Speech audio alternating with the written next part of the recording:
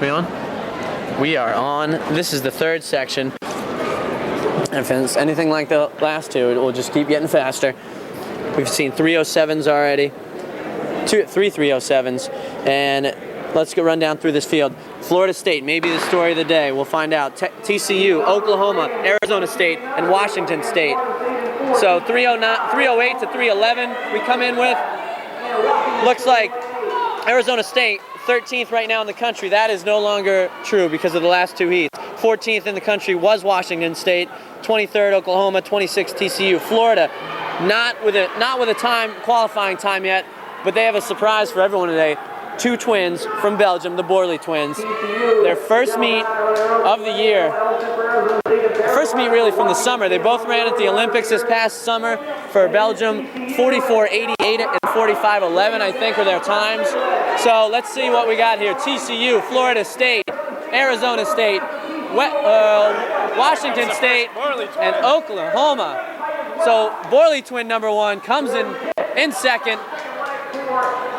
And we're going to expect some good things. I guess their training's been going well. They weren't going to run till outdoor, but they're itching to go. And right there in the lead looks with TCU. So TCU, Florida State, Arizona State, and then Washington State and Oklahoma. Let's see. Looks like TCU's trying to hold off Borley. And Borley's making a move for the lead right now. He's trying to get to it before the curve, and he does. Just sneaks in front of TCU, and he's going to hand off to his teammate in the lead. We'll see if it's his brother. TCU now slowing down.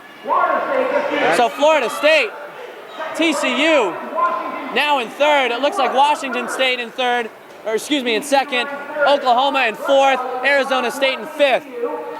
Still, teams are still in it. Florida State, though, looking pretty good right now. See Coach Ken Harden running across the infield. Florida State all alone up in the lead right now. TCU switching baton hands, and now back in second. Washington State, Oklahoma, Arizona State almost tripping up in the back there. Florida State, though, still with this lead. This is the third leg. They'll have one leg to go. 400 meters left after this exchange. Clock's at 2:10. Remember, 3:07 is what has been run the last two heats, and you have to think you got to run around 3:07 to get in. The DMRs last night, so many qualifiers in the DMR, 18, and that's going to might affect the 4x4s. So Borley, second Borley twin now, coming in the lead, and with one lap to go, 2:30 with 300 meters. Washington State's Joshua Anderson. It looks like TCU, Oklahoma, and Arizona State. So they say 3:05 is the pace again. Remember, 3:06.5 is automatic. And Borley twin number two, not sure which it is, so we'll just refer to him as numbers, pulling away from the rest of the field. Joshua Anderson, the champion last year, is now in second, still in second. Florida State, Ken Harden, the coach, running around watching. He's got his hand on his stopwatch. They're going to cross the line. 3:05.4, Joshua Anderson crosses over Washington State. That's the fastest time in the country this year. Automatic 3:05.4 unofficially. We're going to get an automatic read here in a second. 3:05.48. 3:05.48.